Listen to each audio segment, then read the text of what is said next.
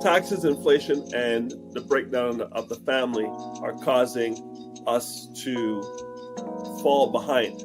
We have the lowest net worth in the United States, and I'm sure those numbers cross the border as well. Some people get the disability tax credit and they don't open the registered disability savings plan, and that's where the government puts in all the money of grants and bonds for a person with a disability who has done all the steps. Some people don't do all the steps. What is up, everybody? It's Dr. Vibe here, host and producer of the award-winning Dr. Vibe show. As always, I like to say that I'm a two-time Canadian Ethnic Media Association award winner. I also co-host and co-produce the only online show for dads and fathers. It's sponsored by Dove Men Plus Care. And being part of that team, reached out directly and indirectly to over 400,000 dads, fathers, and male caregivers around the world. As always, I'd like to say you're blessed, highly favored, a magnet for miracles, and a solution for someone's problem. This is the Morning Vibe, broadcasting live and distributed globally on Monday, March 17th, here from the Greater Toronto area. Good to have everyone here, whether you're on live or replay. Really excited, as always, to have you here. And like to already, good morning. Fitness IQ Cam is already in the house. What is up? What is up? Love to have you here. And so first things first, my co-host Ryan Knight, unfortunately, has not been feeling well. So he's not going to be with us this morning, unfortunately. But the show goes on. What's everyone up to? How was your weekend? I had a very positive, productive weekend. Excuse me. I'll go in reverse order. 2 shows yesterday. Last night at, I gotta remember, 8 p.m., myself and Paul Osborne, we co-hosted Black Men Can Talk, and we had great conversation about 2 subjects. Just recently passed Black Mental Health Week, and we talked about engagement with of Black men during Black Mental Health Week. And then yesterday at 5 p.m., I'm going to tell you, family, you need to check the replay out. Camille Dundas, one of the co-founders of BuyBlacks.com. BuyBlacks.com is Black Canada's #1 online magazine. She laid it down in regards to a few months ago in the Greater Toronto area, a number of Black boys went missing, and Camille has a degree in journalism, and she rocked the house. Herself and 1 or 2 other contributors did a 3-part story on the missing Black boys. It was amazing. You know, before we go any further, I also want to say happy everyone who's chimed in right now, and I'm going to just put it out there. And people who haven't been here for a bit, we're always trying to up the game. If you are watching on the Dr. Vibe Show YouTube channel live, if you are, I want to encourage in the comment section, type what city you're chiming in from. So what city, and then press enter, and we'll see it on the global map that's you just saw on the screen there. Just want to encourage that. Want to get audience engagement up, and let's see if we can wake up and level up, as some people would say. All right, got some more comments here. Oh, Fitness IQ says, oh dear, feel better, Gala King. Yeah, he said he got sick and he's down. And Fitness IQ Camp says, I have some catching up to do. Yeah, highly recommend yesterday's shows, both the shows, but especially Camille. Camille was on fire. All right, and so I just want to show you, actually, someone has chimed in regards to the world screen. I want to show you what this shares information-wise. There you go. Shirley from Toronto, and they're showing it's 21.8 degrees Fahrenheit at 8:03 a.m. Bam, bam. If you're up to it, would love to hear where you're chiming in from this morning. And then on, when was it?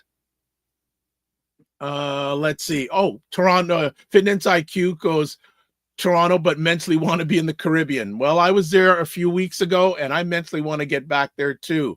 And good morning, the Wallamala, Brampton. Yes, yes, yes, yes, yes, yes. Now, I just want to share with everybody. So since most of the people that have, given their location are from the Greater Toronto area, it's the map shows how many people. The majority of people who are chiming in their city are from the T dot. There you go. See a lot of different. Yep. So it shows many people from Toronto, and it gets bigger. There you go. There you go. So I'm enjoying that feature.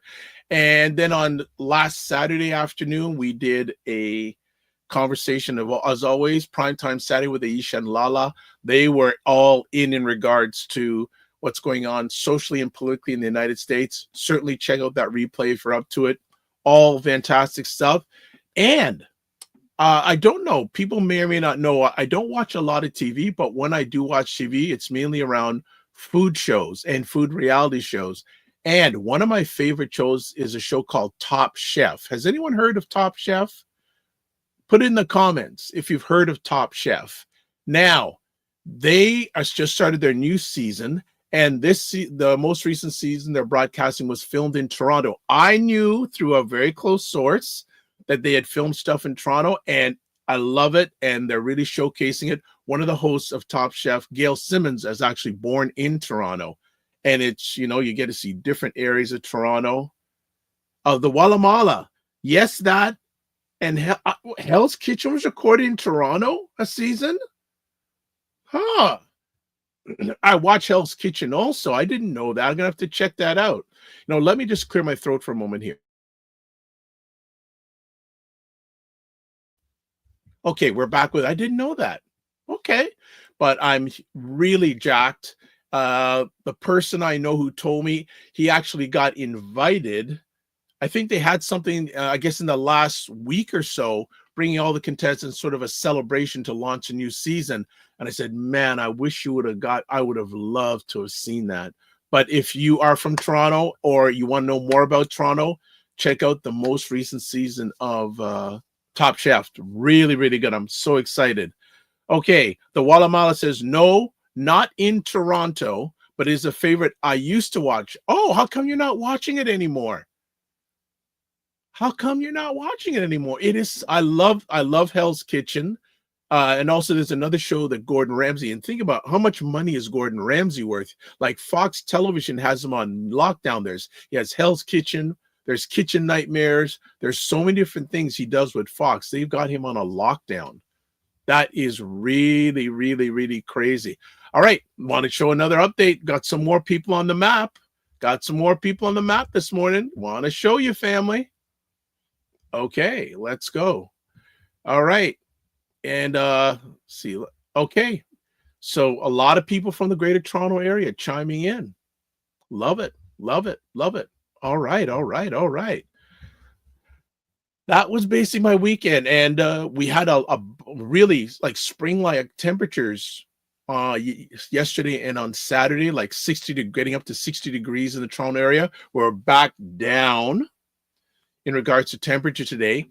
Now, the people who know a little bit about me, what's one thing I don't like to do when it comes to travel? Let's see if we can guess. What's one thing I don't like to do? Probably Fitness IQ Cam. You'll probably guess this. You should be able to guess this 100%. Where do I not like to travel to? Like, I don't mind traveling to the Caribbean. Hey, I'm for that anytime. But where do I like? I've shared a few times where I don't like to travel to. She got it. Drive downtown. There we go. Drive downtown. And also she goes LOL, Fitness IQ, LOL. And Shirley says DT Toronto. All right. Okay. I have a meeting today, downtown Toronto. Originally scheduled for 12 noon. Not 12 noon, for 1 o'clock. Around the Yonge and Wellesley, Yonge and Bloor area, which is really downtown Toronto. I got up this morning, and this person's actually coming in from western part of Canada. They have a number of meetings. Yes, Fitness IQ Cam, you said eek. Yes. I messaged the person this morning, first of all, seeing if they were doing okay, and they arrived safe. They said yes, and I just put it out there, and this is the power of asking. I said, hey, what time is better for you today to meet, 12 noon or 1 o'clock? She moved it up to 12 noon. Yes. Hallelujah. So I can get down earlier and get out earlier from downtown Toronto. So that is a major win. Huge. All right. We've got our first the appetizers down. Now, again, for a few more minutes, if you have chimed in or you're watching this live on the Dr. Vibe Show YouTube channel, share where you are watching this from. Put your city in. We're going to go to a break, and we're going to be, hold on a second. Fitness IQ Cam says, winning indeed. Yes, winning indeed. And the Wallamala says, downtown Toronto is tedious. Just think you're driving down there is automatic depression. I know. And our producer asked me, are you going to take the TTC? I said, no way. That is not happening. Hey, shout out to Christy White liking the conversation on Facebook. All right. We are going to go to a break, and we come back. We're going to meet two new friends. And Fitness IQ Cam says, hell nah. No, don't want to. No subway downtown for her either. All right, let's go to a break. We'll be back in 30 seconds, and we'll be meeting two new friends who have a very unique service that they want to share with us and some of their story. So we'll be back in 30 seconds. You know what time it is? It's Primetime Saturday with Aisha and Lala. He wants to either kick this man out or take over. And that's the thing that should scare everyone. Will they begin at the end of winter? Will they begin at the beginning of summer? But one thing that's for sure, there will be protests. We're already at this risk. We've already passed it. There is no putting things back in the box. Now we just all have to ride this roller coaster screaming.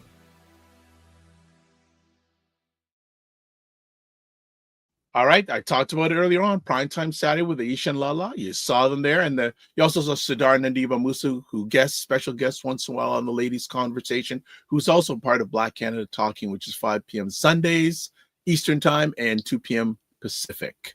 All right, a few things. I'm gonna just give me a second. I want to got another engagement thing to get going in a few moments. All right, connect. All right, just give me a sec. Preparing something here. Okay, present. All right. Let's do some stuff here. What are we going to do? Let me just check something here. All right. Okay. I don't know where to go to first. Oh, we have some more comments.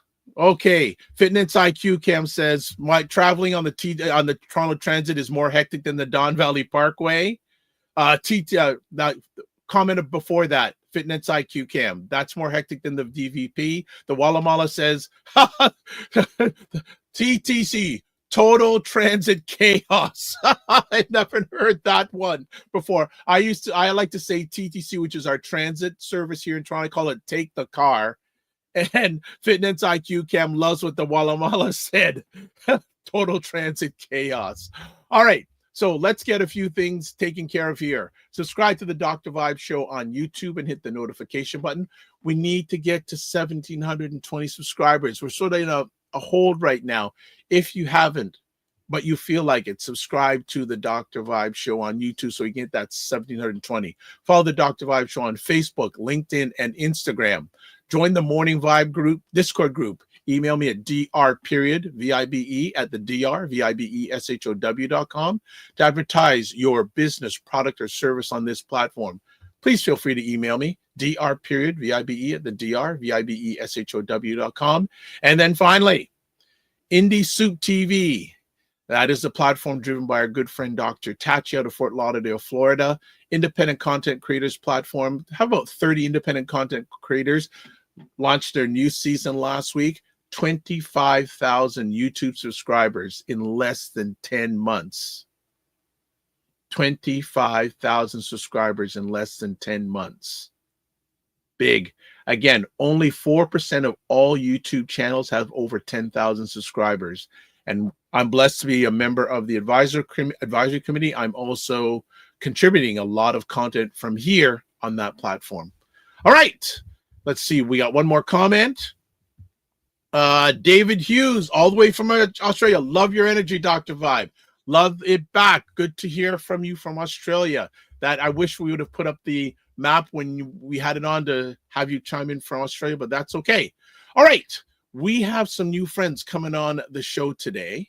And before we get them on live, one of them's like cracking his knuckles. He's exercise strategy. He's big, so he's ready to deliver the goods today. What we're going to do is just show a little bit about what they're all about. This organization is called XP Eats.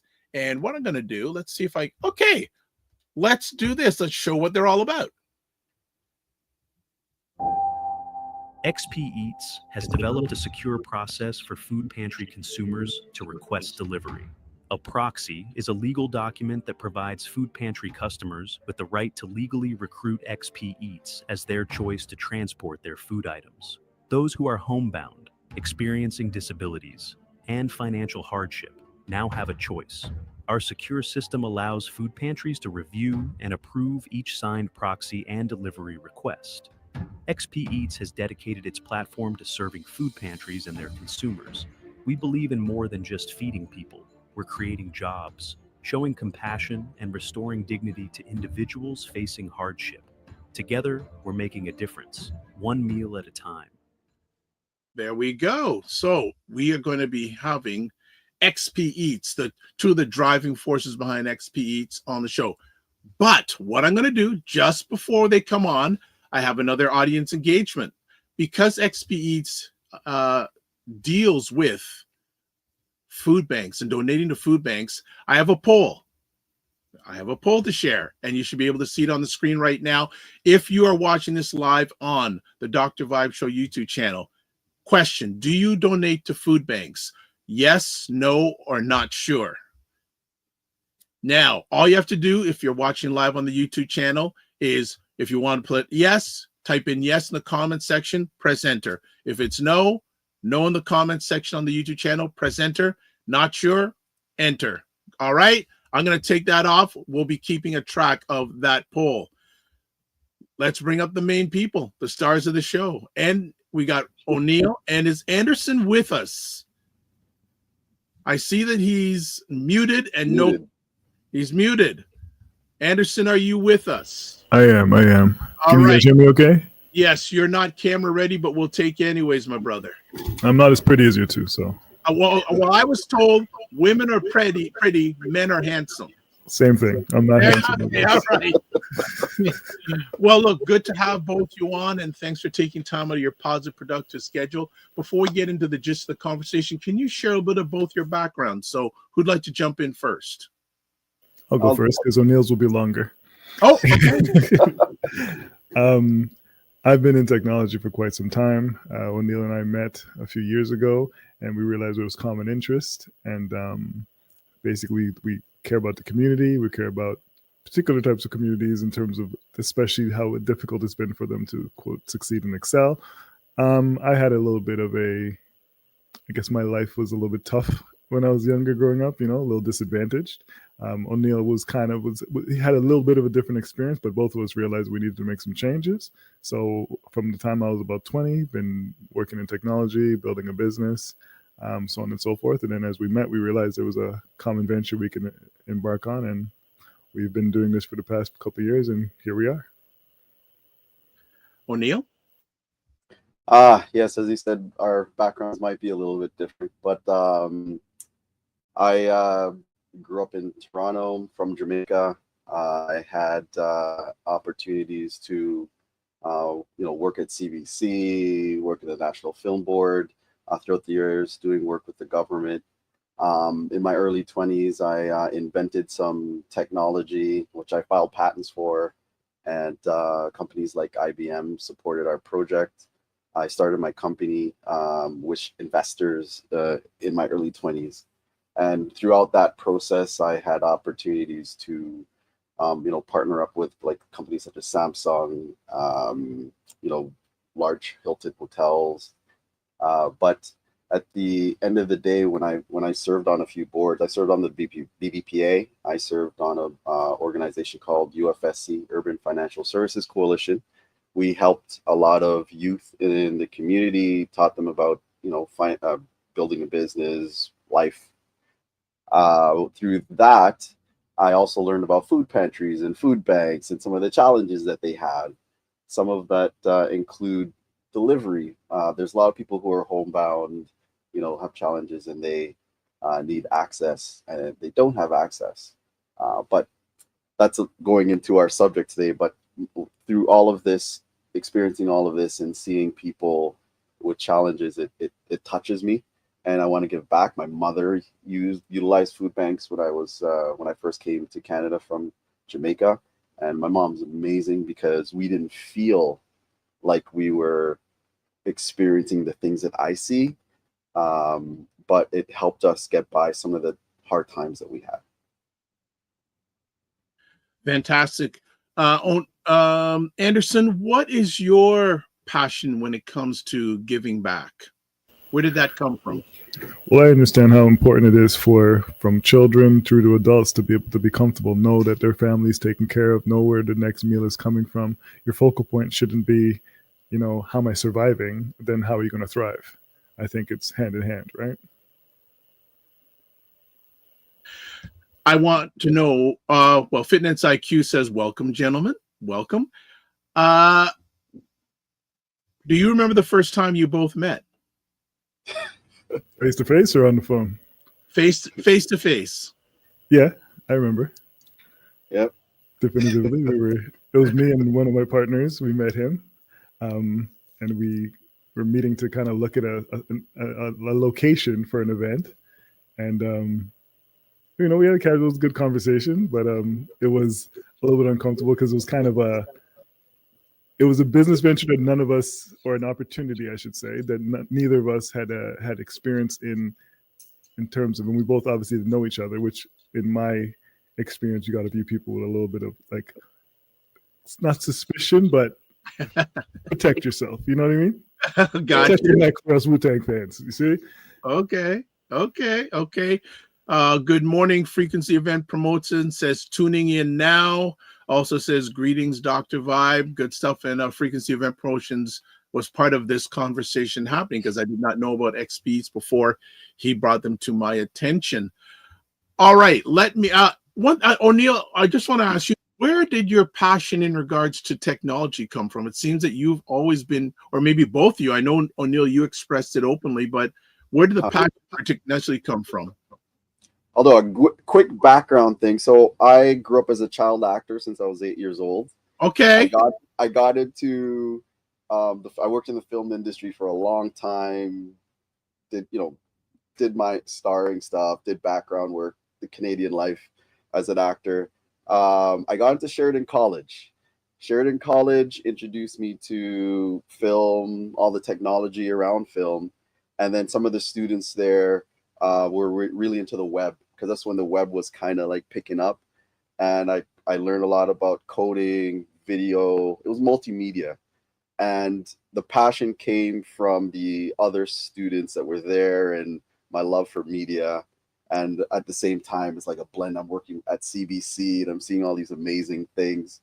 And then I just had an idea when I was actually working at the National Film Board. It was the funniest thing. I'm sitting at my desk and I had like Oscars, like the awards sitting in a box at my feet. And I'm like, hey, the world should see this. So I created some technology that allowed people to come in, get a recording, and it pushes and it creates a CD-ROM. And that's just wow. Hold on, CD-ROM. You date yourself, brother. Go on. CD-ROM. Hey, we're coming from jazz drives and remember all those things? Okay, let me just shake my water bottle on that. Go ahead. Go on. Yeah, man. So it was just I think from get-go, and it's kind of seeming repetitive now just because you asked that question. I want people to participate in the technology and to see what I see. Got it. So okay, that's cool. Where my passion really lies. Excellent. Anderson, are you as engaged in the technology as O'Neil is? Yeah, I'm very engaged in technology. I've been built at part of a information technology company for 20 plus years. Okay. And pretty much it's been my primary interest for probably 15 of that.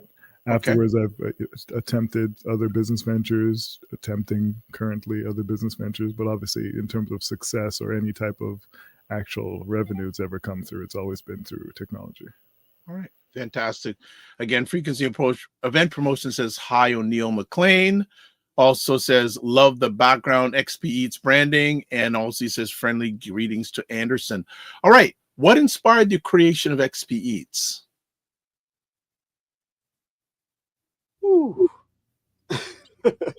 Yeah, so it didn't start out as an app that helped the people. It started out during COVID, I would say, because we were trying to survive. So we decided to get into the food delivery business. And a lot of the experiences I've had in the past, it just says, hey, you can't jump into a pool where there's just so much competition. You have to feel passionate about what you're doing. And I'm really passionate about helping others.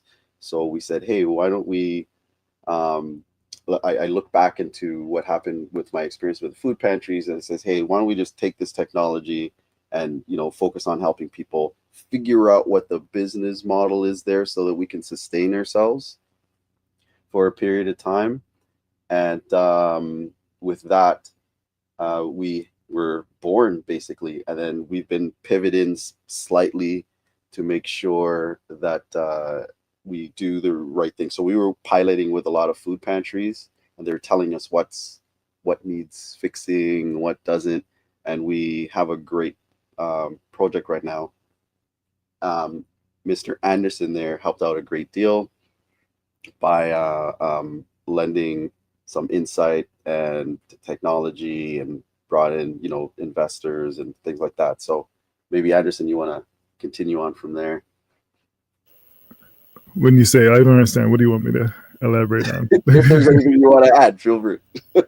Oh no, as I said, I grew up not as advantaged as most, so I understood the importance of food. And when we met, you weren't really doing any of the food delivery portion. It was pretty much exclusively the food pantry, food bank issue. So to me, it was like, okay, this is a great opportunity to give back, try and help, build something that can actually make a difference in the community. And obviously, I think we both recognize that it turns out it's harder than you expect to help, I don't think it should be, but we'll probably get into that in a bit. But no, I think that it's kind of been important to me that we're doing something so good for the people around us. But I enjoy it, and I hope for us to grow, in the next year or so. Excellent. How does XPEs differentiate itself from competitors in the food delivery or restaurant tech space? Okay, so just like the restaurant industry, we provide, tablets, as you see here. So we give the receipt printer to the food banks, and we allow or the food pantry customers to use our app to reserve the items. We also incorporated AI technology, so you can actually text message a reservation into the food bank through our, we give them a toll-free number, and basically our AI interacts with them back and forth. A lot of people don't even realize that they're communicating with an AI. That's one of the biggest differences with existing services, is that we're building technology to make the people's life easier, because there's a lot of older or elderly people who just don't know how to download an app in the first place, but they can text message all day. And then we even take it a step further. We have an AI that can actually call you and talk to you and communicate, and then send text message if you need information. We also have a call center to back up everything that we're doing. So we're going to be launching a few more, services that are unique within this industry. All right. I want to say shout out to Tim Frey. Good morning, Tim. Hope all is good. Office of Tim Frey says morning, everybody. And Tim is also involved in the food industry. So Tim, I'm hoping that you have some questions for our friends here this morning. What is the core business model, and how has it evolved over time? I would say that supporting the community is our core business model, making sure that we help those in need. At the end of the day, it's quite simple. Giving access to food insecurities is a serious problem, not just here in Canada, but in US and around the world.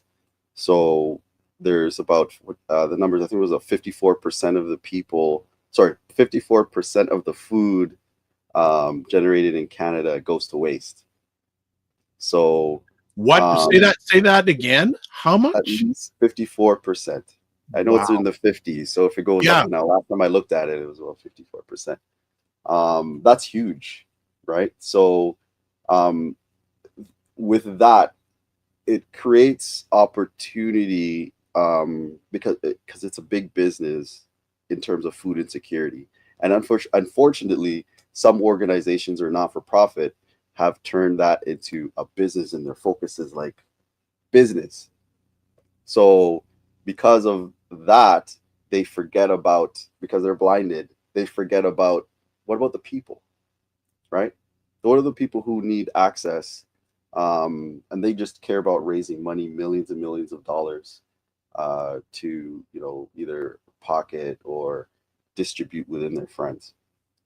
So our focus is basically on servicing the people, lending our technology, and moving things forward. And that really, I say, in that, what I just said, how we've evolved is more of a realization that, because of learning just by doing what we're doing, is that we need to stay focused and be aware of those sharks that are out there that are not about servicing the people, but they act like they are. If you know what I'm getting at. Yeah.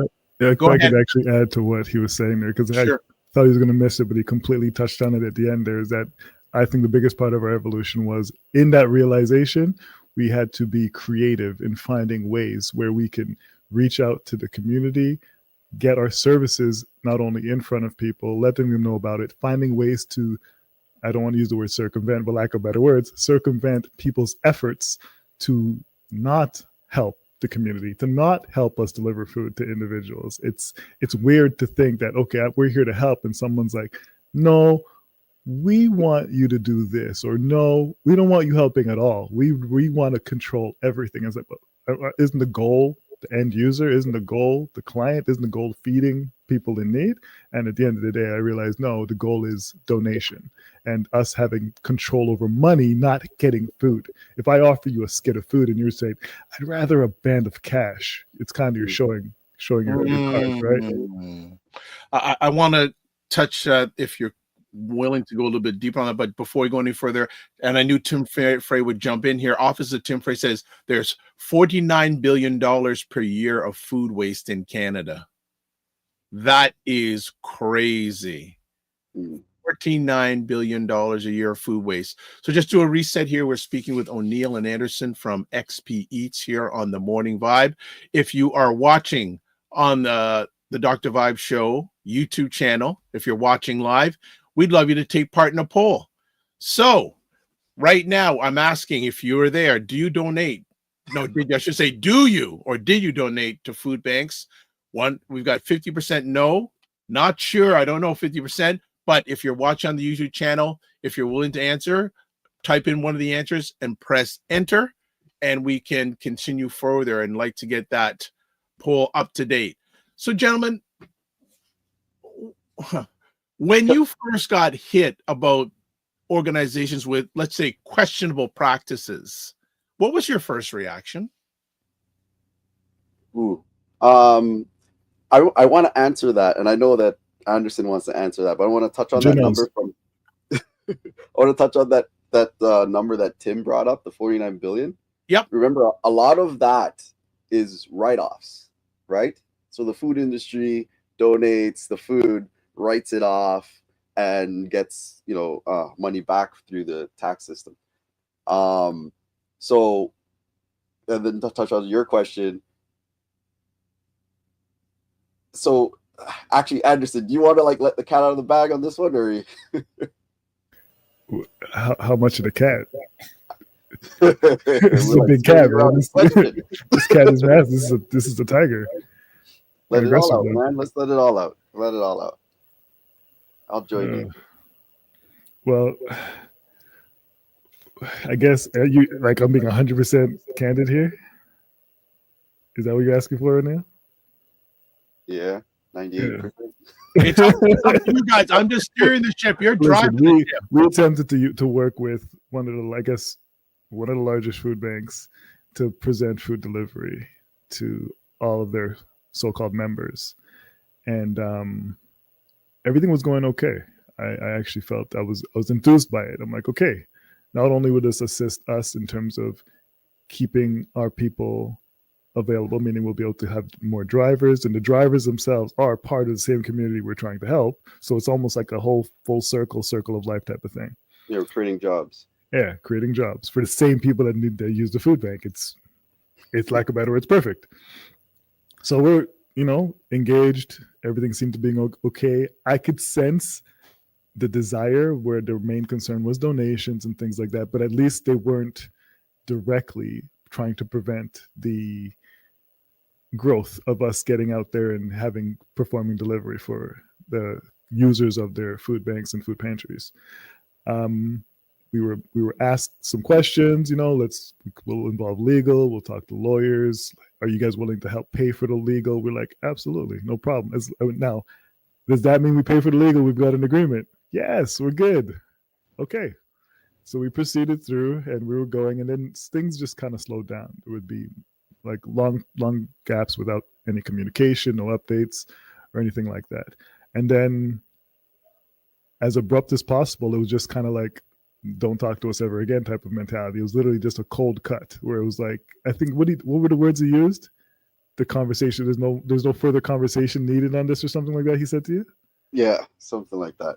Yeah. So we're like, now we're looking at each other like, what's going on here? And it's not like there was some adverse conversation. Everything was going perfectly fine.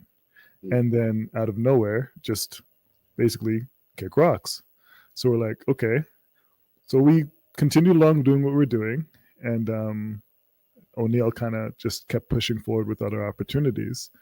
In the interim, I don't remember how we got rekindled towards the issue. So you can probably fill in there. I just remember that when it became bad. Sorry, go ahead. Do you want me to fill in some blanks, maybe? Yes, please. Okay, so actually some clarity. So there's food banks, because a lot of people don't know. This comes up a lot. There's food banks, and then there's food pantries. So if you want to follow along what we're saying, so a food bank collects food, let's say from grocery stores or donations, whatever, corporate donations. They house it in a warehouse. Then they distribute that food to a food pantry. The food pantry itself is where people are lining up and collecting the food from the pantry. Now, within Canada, there's some certain companies where they use software to manage or track the amount of people that are using the food pantries. That food bank controls that tracking process. So we decided to go to the food banks so that we can connect to all of the hundreds and, under that one food bank, hundreds of food pantries that are underneath them, because it makes it a lot easier if they say, hey, XP Eats is working for these food pantries, which we're doing pilots for and working great. You all should use the service as well. So at the end of the day, we started doing that, going great, as Anderson was describing, but then I visited, so we should just say the name. I thought you would have just said. So basically the food bank is Daily Bread, right? Daily Bread runs itself more of a corporation than it is about helping the people. Okay. Just want to interrupt before we go any further. If you're concerned about dropping names or things, you don't have to share it. I don't care at this point. Man. Okay. All right. Just want to put it out there. Go ahead. O'Neil's turned Badman here. We're ready to go. Okay. Okay. I don't care. At the end of the day, the people should know who's really out there for their interests or not.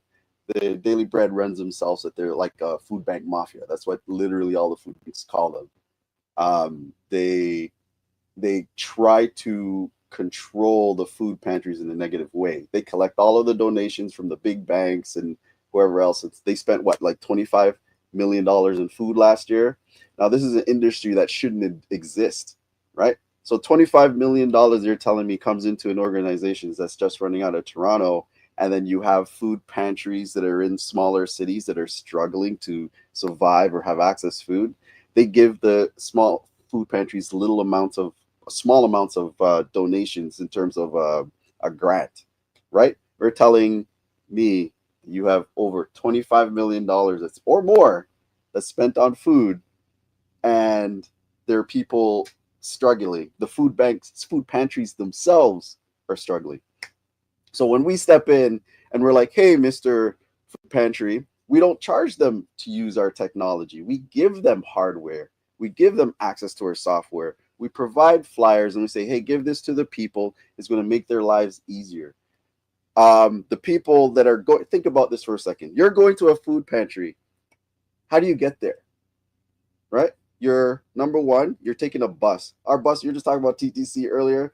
That number has gone up in terms of the fee. What is it, like $7 right now? So there, come back. So you're taking a bus from wherever. You're going to the food pantry. You're dragging your babies, your kids with you because you can't afford daycare or anything else. I've seen in line people, newborns, right, standing in line, and they're standing in line for 3 hours, 2-3 hours, sometimes more because the truck is late or all these different things that are happening.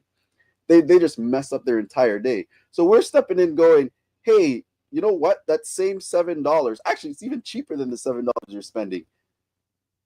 Pay it to one of our drivers. We'll eliminate all of that wasted time. When you're, even some of the people are in line, you're in line with people who are having a bad day, mental challenges themselves. People who, just don't want to be there. I don't want to get into like the hardships of being in line, but there's obviously a lot of good people that are in line there, but that sometimes you're around some people who probably should have the food delivered to their home. So we're solving a huge problem there, and we're pretty straightforward. We're not taking advantage of the people. We're not asking for any outside money. We're doing this because the business model works and we're helping other people. And so back to the daily bread, when we're spending a whole year presenting our solution and how we're helping the people, and you're wasting our time, and then which I learned recently, they're coming out with a pilot program to provide delivery themselves. So what all they did, so-called professionals, right? We're Black run, and this is why it hurts a little bit too. We'll get into that.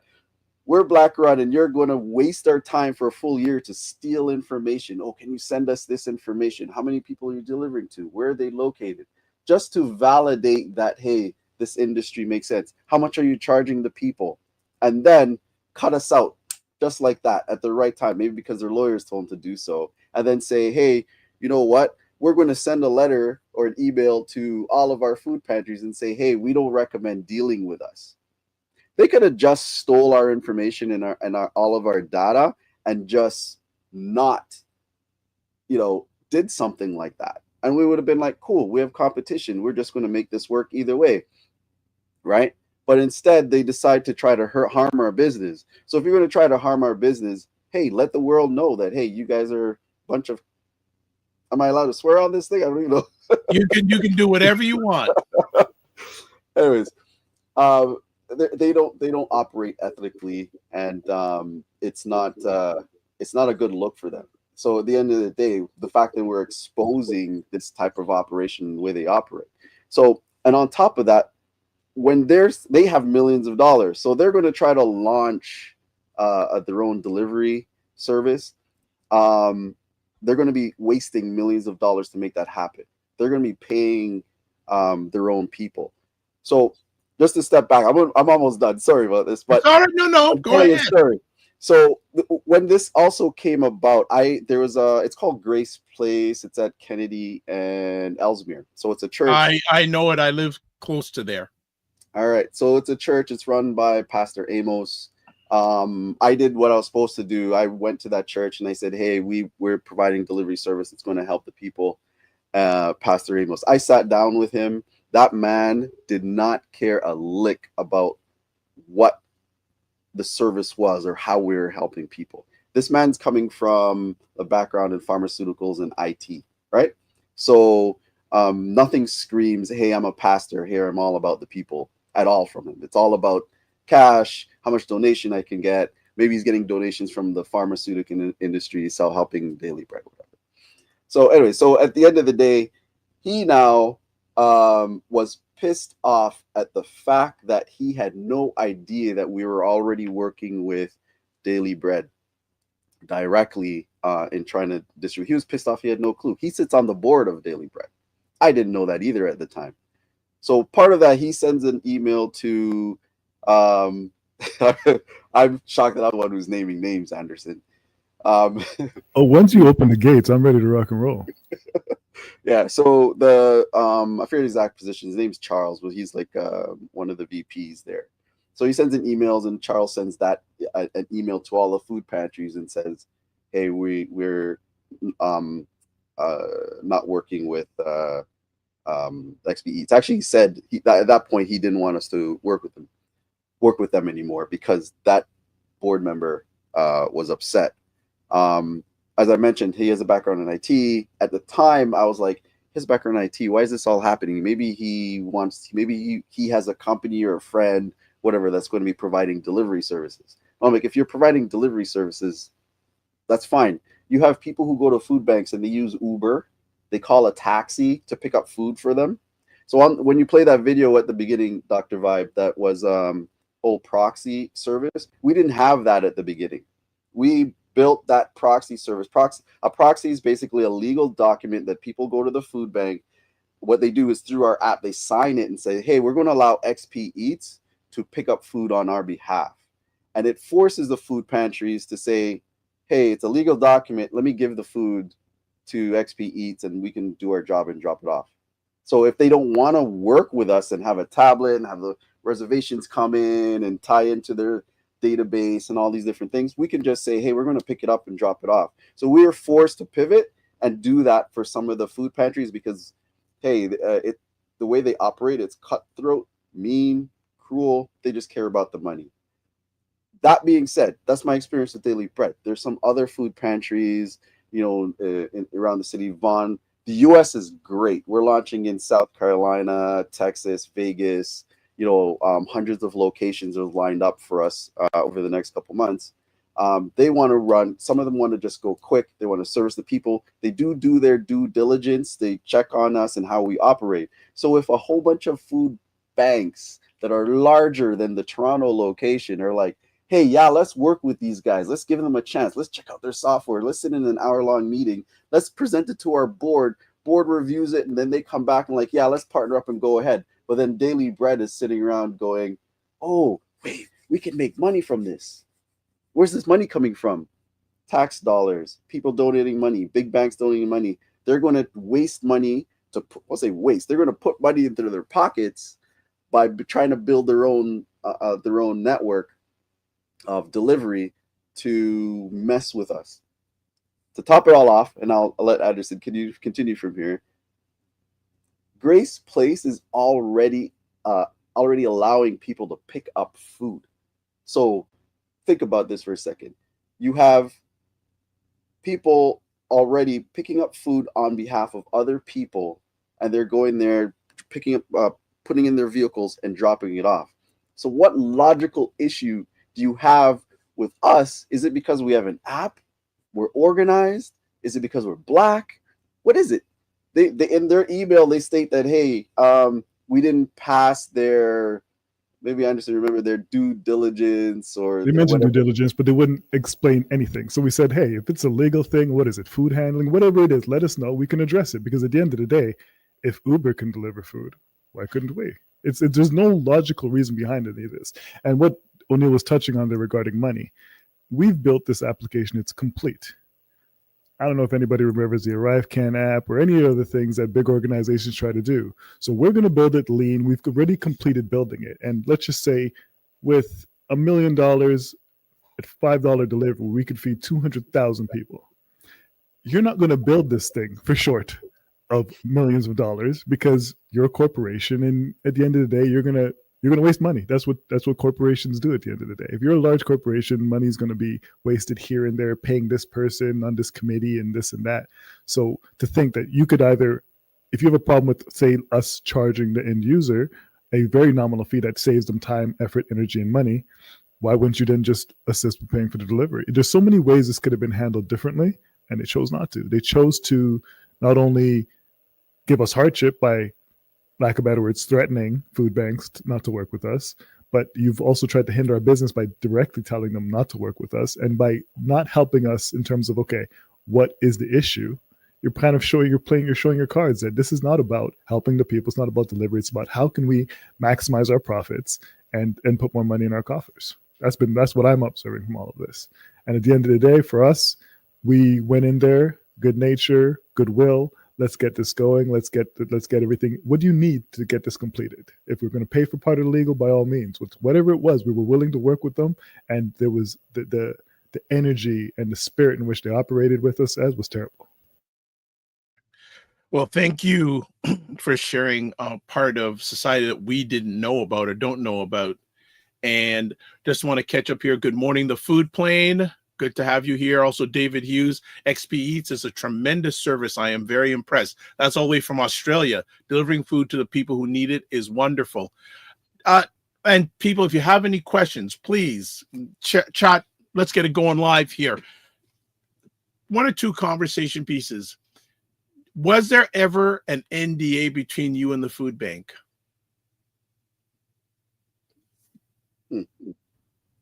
No, there wasn't an NDA with Daily Bread.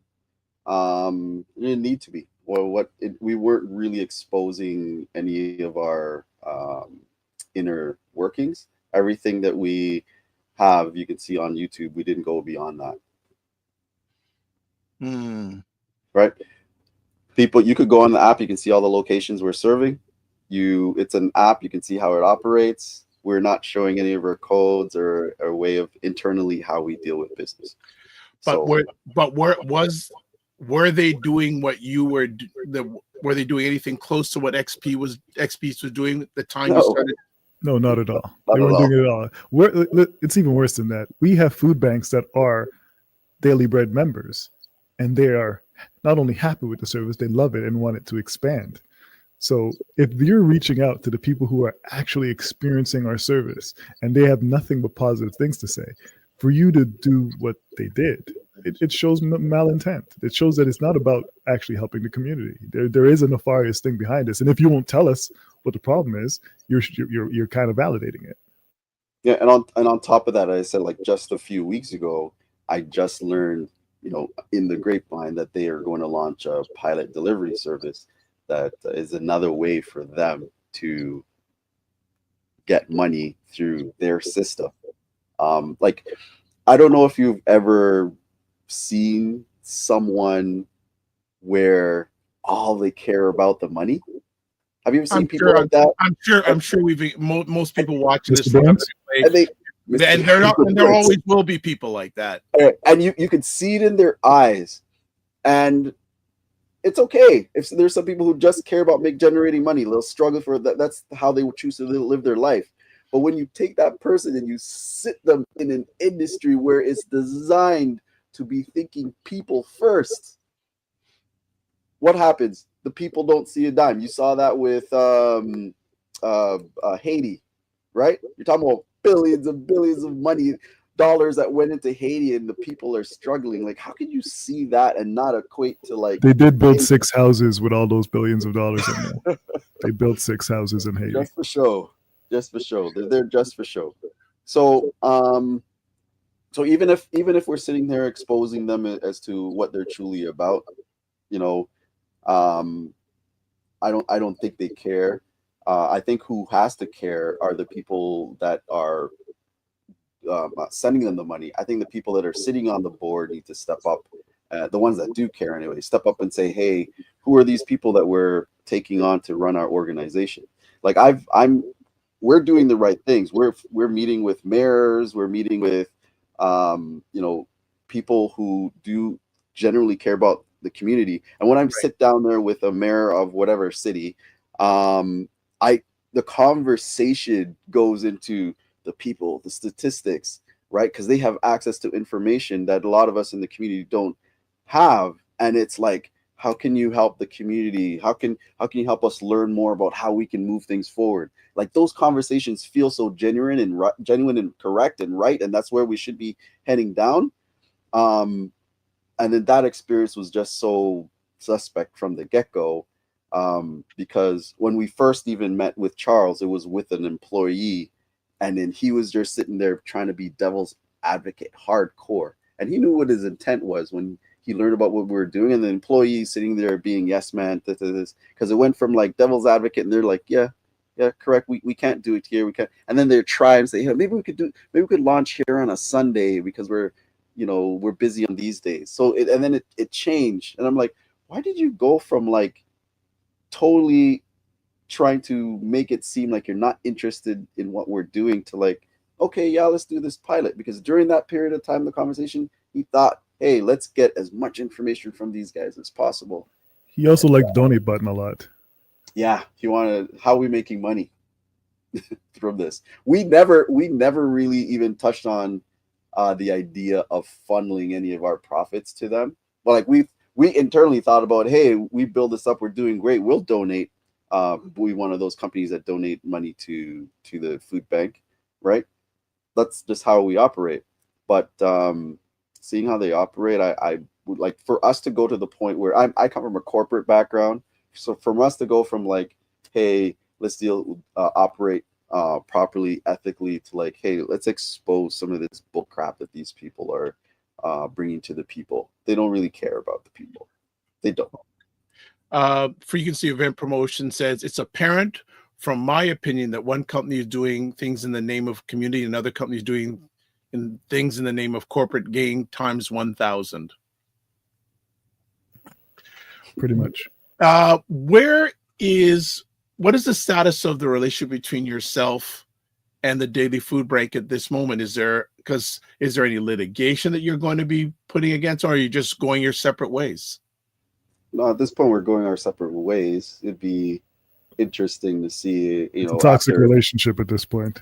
Yeah, it's the best way to put it. I don't know if you're going to share any of your recent discourse with them, but it's reached a point where if we state a fact, which is all we're doing, they will try to twist that fact and make it seem like we're somehow, like a better word, threatening them. But I'm like, well, hold on. If we're just continuing to operate and do what it is we need to do, and we state facts about the fact, everyone says you're the food bank mafia. Everyone, you've threatened people.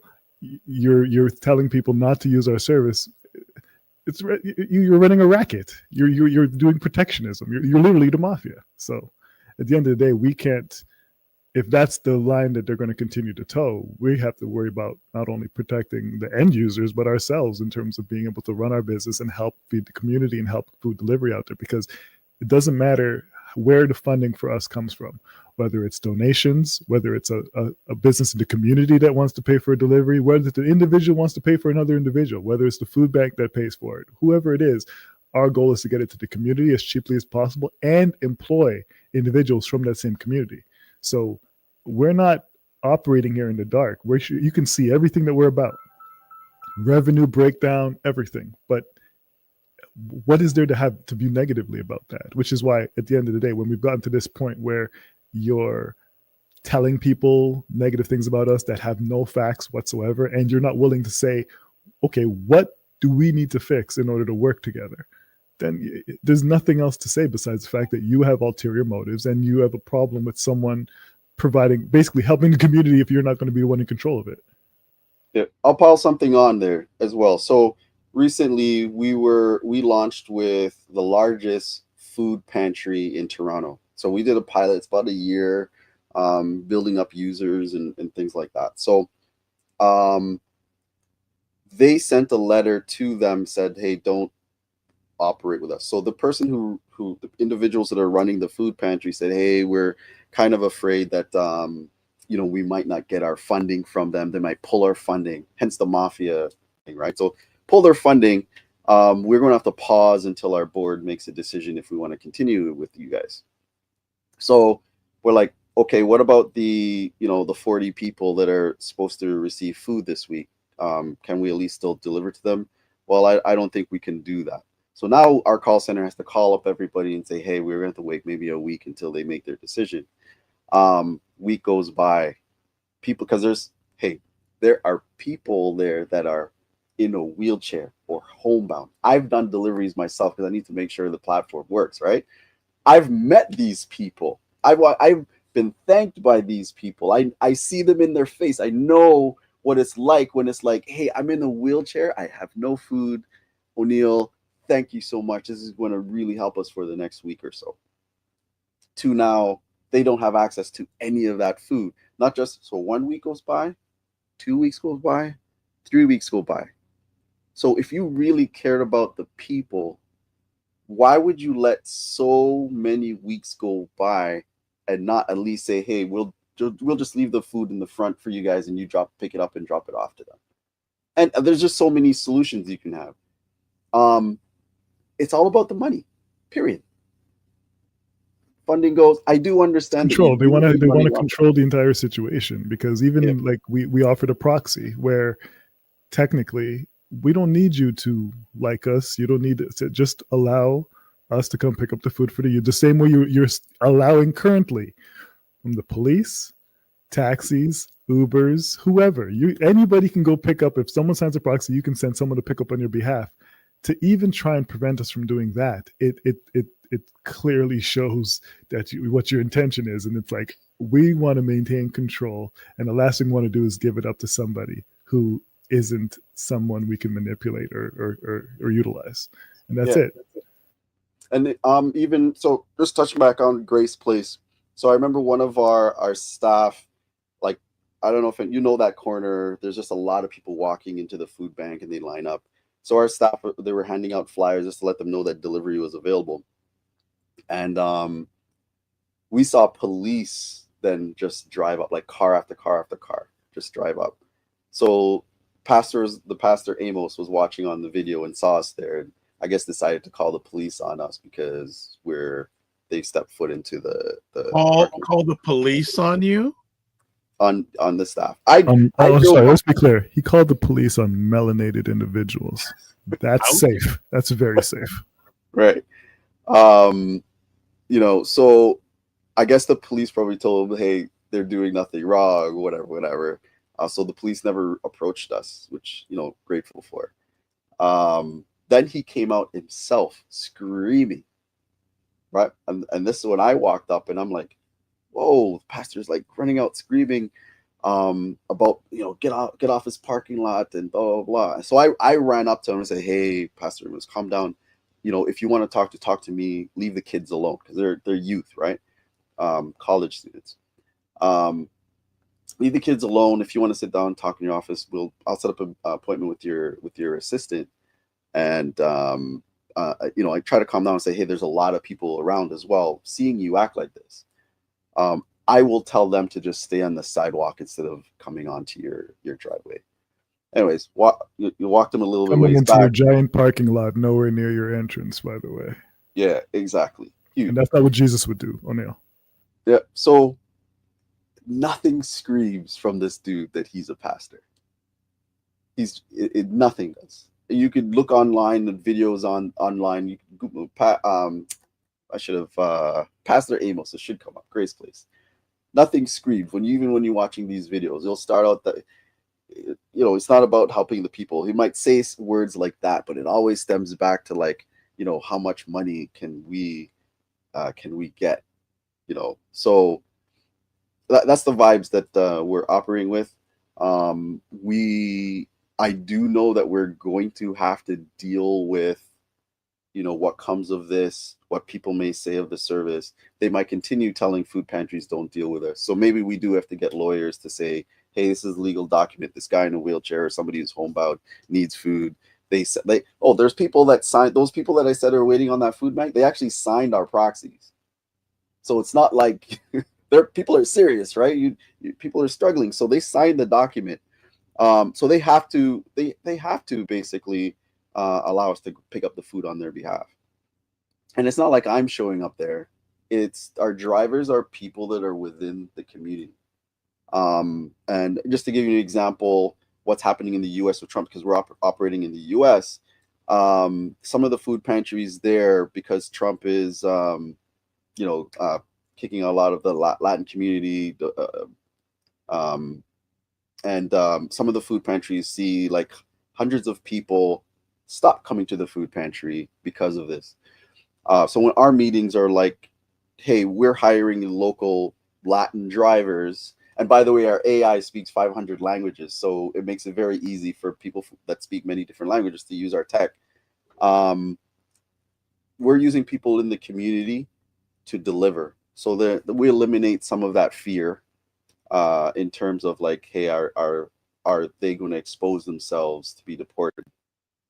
So we're trying to work with the food pantries to do the right things. We want to keep doing that, and we do want to put our experience with Daily Bread in our rear view mirror.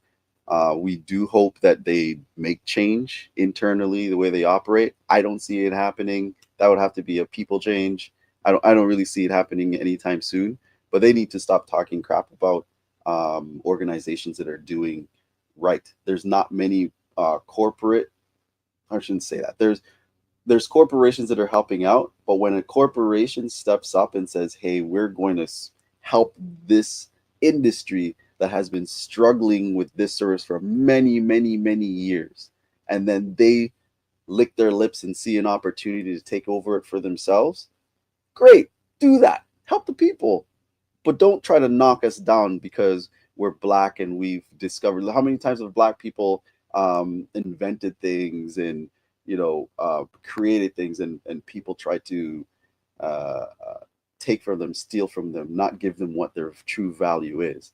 They're trying to eliminate opportunity that we have to build a business and helping others at the same time. Who does that? I can tell you who does that. If you look at the board members, to me, it's like a lineup of Bond villains. Just go to the website and check it out for yourselves. Imagine working with this guy every day. Hey, he don't play. That's why he's not on camera, right? He's gonna, right? Just want to catch up with a few things. So again, I just put something up for audio engagement here, and for those who've been on here live for the majority of the conversation, just want to share something. A word cloud. So, what is the first word that comes up to you or to you about this situation? If you're watching on my YouTube channel live, what's the first word that comes up? Type it in the comments, hit enter. Have some comments here. Let's go to Frequency Event Promotion. Says, please continue with this initiative. You are doing community capacity building at its best. Also says there is an Afrocentric organization in the city that is delivery food boxes in neighborhood improvement areas. I think you both or have all windows of opportunity to work together. Hayden Morrison says, behind most charitable organizations are profiteering goons. Their goal is to make as much money as possible. Also, Hayden says, unfortunately, I really have to say, welcome to the real world. It's a cutthroat, racist oligarchy.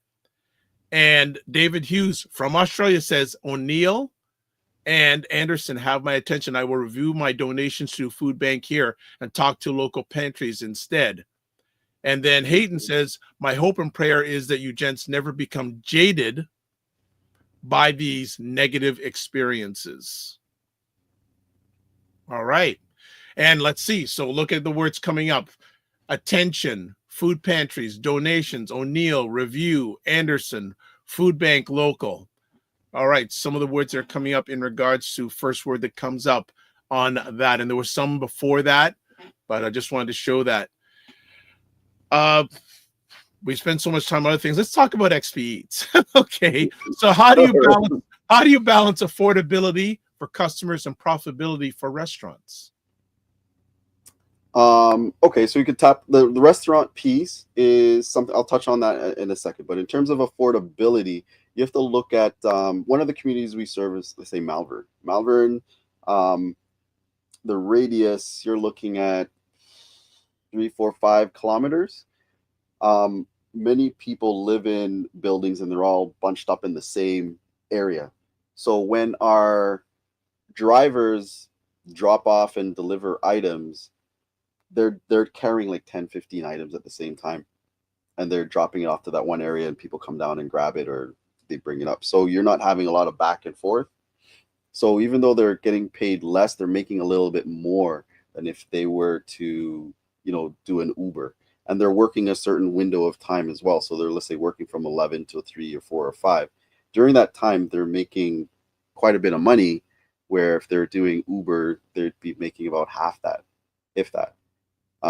Because when you're people who are doing Uber Eats, sorry to mention my competition, let's say competition, but an industry, but it's all in the news. They're doing good work by providing jobs and opportunity, but the drivers want to make more money. So working with us, they're helping others, and they are they're making a little bit more because they're carrying more all at one time. I will also say that companies like Uber Eats, DoorDash, during COVID, they did have a food bank delivery service, but they were operating within their business model, whereby, there's 2 people that need food. A driver will come pick up 2 boxes, but they won't pick up any more than that. So even though they're doing great work, but they didn't build a model that they can't pivot like how we can. They're large corporations. For them to change all their code and do all these things, it'll take some time. So we're doing the right things. When it comes to restaurants and food waste, we do have a platform whereby if you own a restaurant, you can actually sign up with us, and any extra food that you have, our drivers will come pick them up and drop them off to a food bank or kitchen that can manage that food. So by becoming a member and working with us and helping us to use some of your excess food to redistribute to the people who need it, that's also one of our services as well. In terms of creativity, if you download the app, there's a donate button in there. So let's say it says donate. You can actually help a community by saying, hey, I'm going to help pay for that driver that's going to pick up that food from the restaurant, or I'm going to buy some diapers for a family. So if you go in there right now, we're just expanding that donation. We're running a campaign in Uganda to help an orphanage there. So we've already, so we go out of our way to contact the vendor there that's providing, diapers, food, whatever it is. And then we hire a driver there that's working a certain time, or drivers, to pick up the food. Because when you donate food, like I brought up Haiti, when you donate money, like I brought up Haiti earlier, a lot of that money goes to waste, admin fees, all these things. So through us, you have an opportunity to say, hey, I'm going to help pay for that driver. Our dollar is different there. So $2 for a driver, he's happy, he's great, he can feed his family, right? And he's going to go pick up food and drop off to that orphanage. And you can do this and say, hey, I want to donate $2 a week, $2 a month, and it's going to go directly to the people that are helping them. And in terms of the way our business operates, yes, we do have to pay the payment processing companies a percentage for processing the payment. It's a small percentage. Yes, we do have to pay for the server. So we do take a small service fee. So you might see 50 cents on there for the transaction. That goes to pay our monthly service fees and bills. Our business model is how we're going to scale. We're going to scale by having a lot of people doing this, so we can scale the business, so we can actually sustain ourselves and not just rely on our investment or investors or investments coming in. At the end of the day, you look at a lot of these other businesses, they operate years without, say, making a profit. We have a great model where there is profit in there. And as we scale, there'll be larger profit, but that only helps us to help a lot more people than we already do. Good stuff. Want to shout out Ryan Singh. Good morning, Ryan Singh. Good to have you here this morning. Some questions. The food plane says, what trends in food delivery or social impact technology do you think will shape the future of services like XP Eats? AI comes to mind right away. We've obviously looked at, you know, autonomous vehicles in terms of dropping off food, drones and all these different things. I think they're years away. When it comes to our industry, where we're serving, you know, food pantries and food banks, costs are a big deal, in terms of, you know, because we don't want to take on any more costs like buying vehicles, and then we have to look at like, hey, we have to raise our prices or anything silly like that. We found a niche that works: the AI calling, text message, providing jobs for the individuals that are actually in those communities. I think we're going to be sticking with that for a while, because the moment we introduce AI self-driving vehicles or anything pertaining to that, we're taking away from the people who need the funds that you possibly will be donating to help those people, right? And I think as a society, we do need to start thinking more about how our mindset is.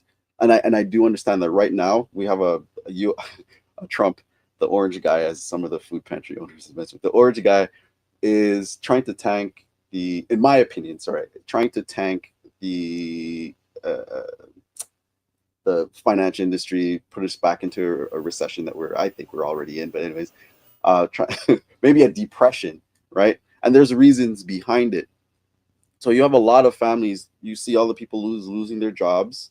They can only sustain themselves for a certain period of time before they have to move in with their parents. Maybe have a property that they paid off for. So those people are going to have challenges with food and paying bills and things like that. So I only see food pantry usage going up. And I think there's about 2 million or so used every week or every month are using the food pantries in Canada. I only see that going up. In the US, I think it's about 50 million, and over 45 to 50 million people use the food pantry every week. That's a lot of people, and that might almost double, right? It's crazy. To add to what the person's question there about where I think technology plays in us, on top of what O'Neil mentioned in terms of AI, I think it's the ability to collect data so you can better understand who needs it, who's using it, what their situation is. Even once we have a connection with a group of people or a bunch of clients or individuals utilizing the service, you can now even question them to see how better you can help them, what their situation is. Do they need anything besides food? It's a conduit in which we can get so much more information about what's going on in the community. So I think that technology and our ability to reach out to people will assist in the grand scheme of helping people everywhere. Well, data is the new gold. So that's the important thing. Data is the new gold. All right. Frequency of Event Promotion says to Hayden Morrison, I agree with you wholeheartedly about the world being real like a box of chocolate. Ryan Singh says autonomous vehicles are already in play in California. Yep. The Wallamala says, yep, data analytics is going to be huge. Frequency of Event Promotion says, last piece from me, I'll believe it when I see it, says there are a lot of amazing businesses right here in Toronto. It's our goal to build more synergy with you all. Entrepreneurship and nurtured relationships can fill a lot of gaps. Agreed. Let Food Plane, you got another question. We're going to save it till the end. Frequency Event Promotion says, curious, does XP Eats have a foundation in the food security space? If not, have you thought about this? Yeah, we thought about it, but there's a little psychology involved. So if we sustain ourselves as a privately held company, the mentality is different. We drive for growth, drive for change. Some of the charitable organizations that operate, the mentality is about grants, getting money to sustain itself. And sometimes they stay stagnant and they don't grow. We don't want to be like that. Where our background is IT, entrepreneurship. I think we can better serve the people by keeping our core values, which is helping people and trying to make your lives easier, and just stay driven, create these partnerships. One of the statements that was brought up, partnerships with like-minded individuals, like-minded companies, help them, the ones that are struggling, to access funding as well. I think public funding is the key. I think social media has changed a lot. I think a lot of the food pantries that are struggling, or the charities that are struggling, need to spread their message a little bit more clearly to access the people. The people, 1 million people providing $1, now you have $1 million, right? Whereby you may be operating on 50,000 for the year. Okay. Right? You just need to get better at communicating what you're doing to help people. Engagement. Yes. Good stuff. Food Plane says, how do you see the landscape of food insecurity evolving in Canada, and what role does XP Eats play in addressing it? The food insecure, or food banks specifically, shouldn't even be operating, shouldn't even be around. It's not supposed to be permanent, but yes, it is, because usership has gone up. In Canada, you can Google anywhere, you'll see doubling of usership. So what we play in our part is, we just want to service the delivery, because we saw that it's a pain point within the space. We want to help people, make it easier. Through partnerships, we could possibly do more. Like, we're even doing more for our drivers.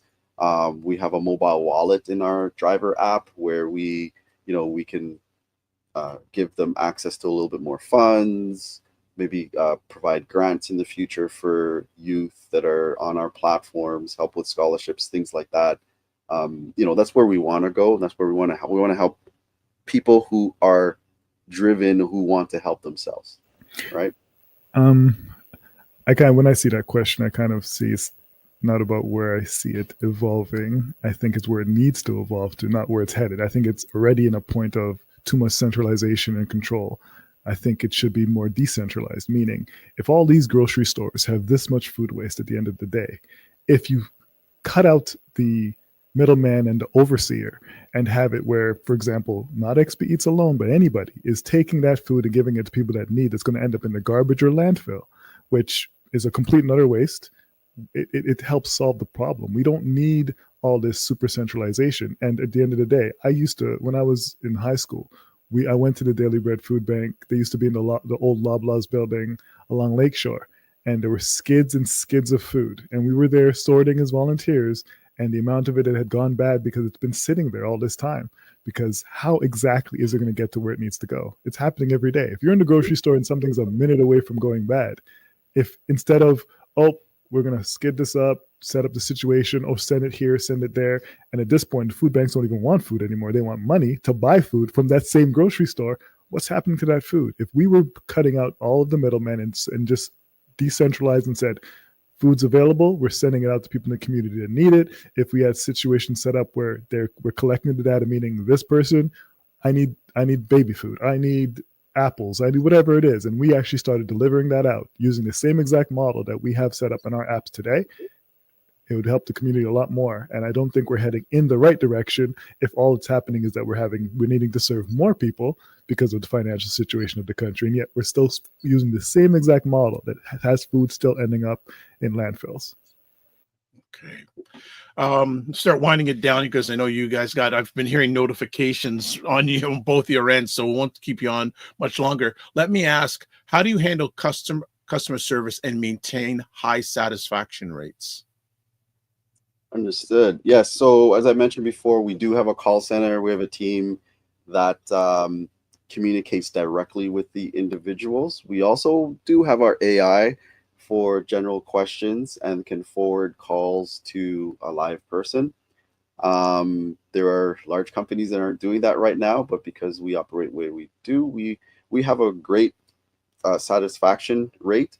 With every business, when something goes wrong or if there's issues that need to be addressed, we're at a good size right now where we can quickly address these issues and communicate directly with the individuals. Which I did touch on, and we have, as I mentioned, we have flyers that we give to the food pantries that we work with.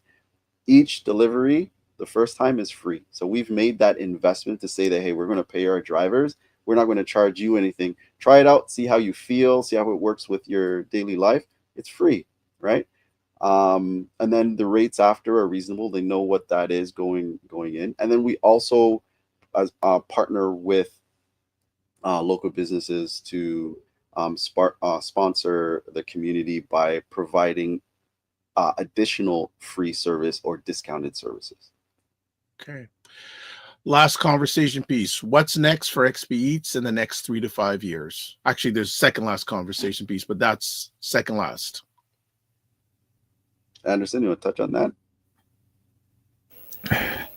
I think it's just about, as we've already started, is coming up with creative ways to reach out to the community. I do think we need more awareness about not only us, but the situation that a lot of people are in. I think we're willing to work with individuals, groups, organizations, any way possible to help spread the word, spread the news, get food to people that need it. Because growing up, like, I spent a lot of time being hungry. It's not fun. It's not enjoyable. It impacts your ability to learn. I think we have to take a serious look and inventory about where we're heading as a society. And in terms of XP Eats' role in that, I want us to be a pivotal part of this, because conversations like this are very important. O'Neil presents quite well, as you can see. Look at him. He's So do you. He's perfect. So I think that it's a good idea for everyone to be involved and everyone to be their own XP Eats out there, and make sure that everyone is able to eat. If you know someone that needs help, tell them about a food bank. Tell them about a service like ours. Tell them about all the resources out there. I think a lot of people stand on pride. I think we try to keep it very discreet. So if you need the service, reach out to a food bank. There's ways you can utilize it and not have to deal with, a lot of us have pride, the embarrassment of thinking like, I can't take care of myself. I can't take care of my kids. I just think that we need to bring transparency back to everything, from the way the food banks work, the food that society works, the way that everything is. I think transparency is key. Yeah. And on top, just to touch on that, we are looking for more drivers. So there is an app on the app store. It's called XP Driver. And if you download that app, it'll ask you if there's a food bank in your area, and you can choose it. We will contact you. So this is North America wide. So it's a good application if you're looking for work. You want to make some extra income. You want those semi-flexible hours. You can download the app and try it. And we'd love to get you started. Final conversation piece. If you could give one piece of advice to aspiring entrepreneurs in food tech, what would it be?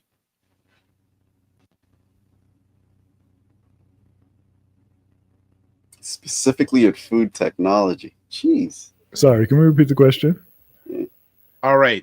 If you could give one piece of advice to aspiring entrepreneurs in food tech, what would it be? I think it's a repeat of the answer I gave to the other question. It's data. Because knowing what's needed, knowing what's being used, knowing how things are being utilized, I think is key. So all types of food, like for example, I'm sure McDonald's knows how much fries is someone going to eat, what taste did people like, did the McRib do well this year? I think data is the most important aspect when it comes to technology food combinations, is because like, are we buying too many apples? I think everything matters, because how are we ending up with so much food going in dumpsters means that something's not being provisioned correctly. Or in situations which I am aware of, you must buy this amount in order to get it at this price. And for example, there are farmers that have to dump out millions of gallons of milk every year because they're only allowed and allotted this amount, but they can't leave the cows on milk because they'll get mastitis and other issues. So I think data and, again, transparency is critically important, because the structure itself is designed to create waste, to create inefficiencies, and to create poverty. Yes, and my answer would be prepared to pivot and make sure you have access to funding, because there's a lot of change happening in the space, and then depending on the type of business you're getting into, there may be a lot of competition, and you have to be ready to stand out. And part of standing out is being prepared to pivot. All right. David Hughes says, my tagline is, we serve others best when we serve others. And you guys are the epitome of this. Thank you, O'Neil and Anderson. Good stuff. Well, gentlemen, I want to say thank you so much for taking the most valuable thing. You have your time to share with the Morning Vibe family today. I hope you enjoyed it. We certainly enjoyed it. We learned absolutely a lot. As always, if there's anything we can potentially help you with, don't be afraid to reach out. If you want to find out more about XP Eats, website xpeats.com, Instagram at XP Eats app.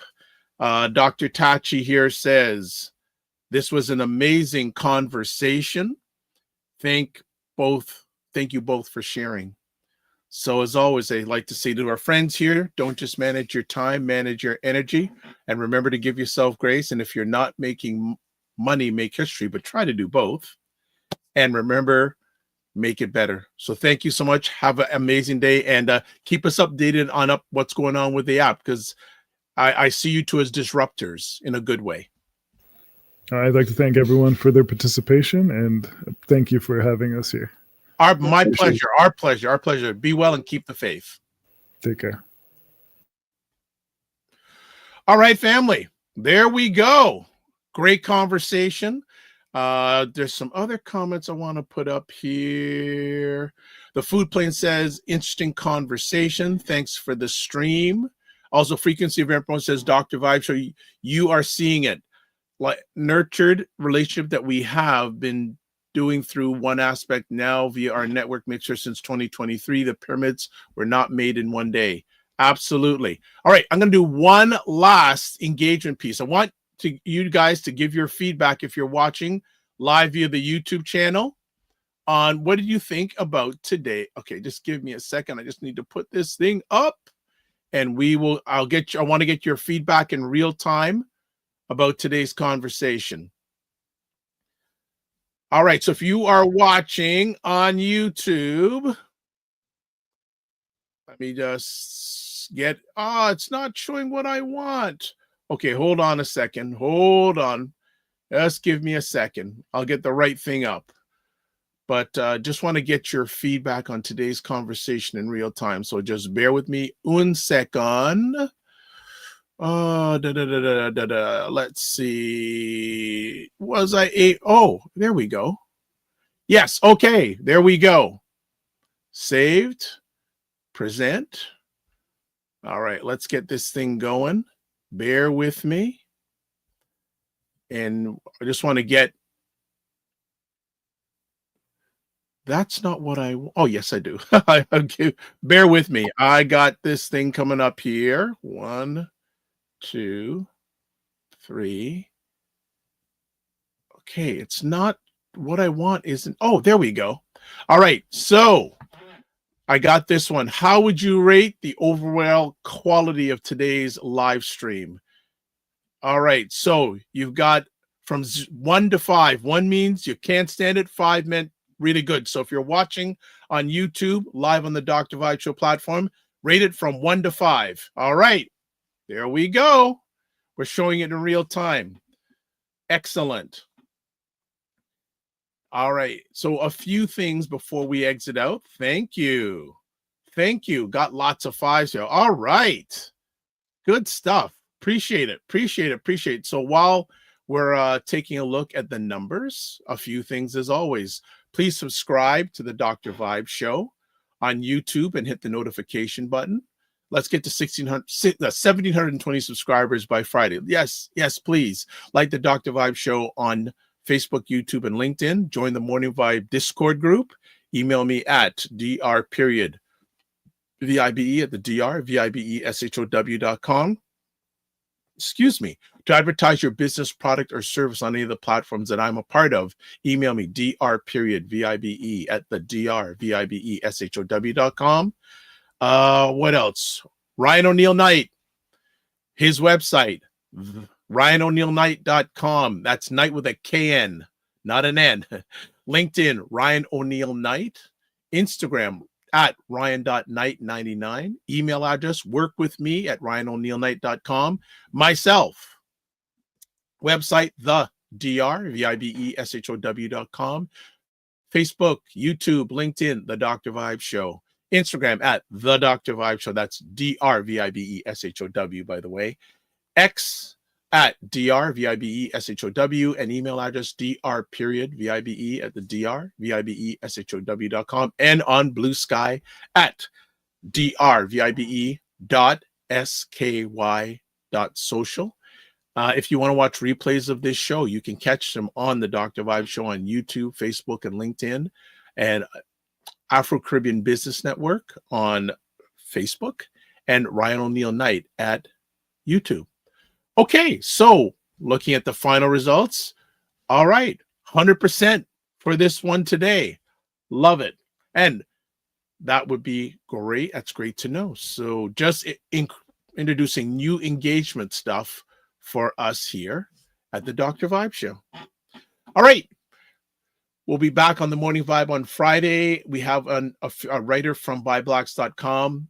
I can't remember the subject, but if you're on the YouTube channel or on Facebook, the post is already up. I can't remember off the top of my head the conversation piece, but you know what? Why don't I do that for you before we leave? And I've got to be leery because I got to go downtown. Actually, we have a writer, the Nice Canadian, Real or Fake. So contributor from BuyBlocks.com has that article, so it's going to be interesting on Friday. Pray for me going downtown today. I want to get downtown and back safely. All right, as always, live your life as a dream. If you can dream it, you can make it. Sometimes you have to get small to get stronger. Block assumptions, then aim bigger, aim better, aim higher, aim wider. Love, faith, and respect. And as always, don't just manage your time, manage your energy. Remember to give yourself grace. And as always, I forgot the first one, but if you're not making history, if you're not making money, make history. If not, try to do both and always make it better. Well, that's a few last comments here. Who's saying this? All right. Fitness IQ Cam says, you got this. Thank you. Fitness LOL, she goes. So Walamala says, And then Fitness IQ says, if you can't, I remember, if you can't make money, make history, but try to do both. And as always, make it better. As always, God bless. Peace be all. Keep the faith. Walk good. Thanks for everybody watching live on the replay. It's appreciated and not taken for granted. Peace.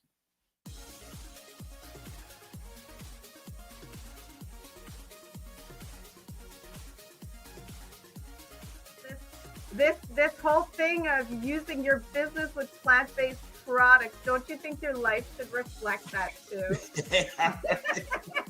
Juke him, Carolyn. Juke him.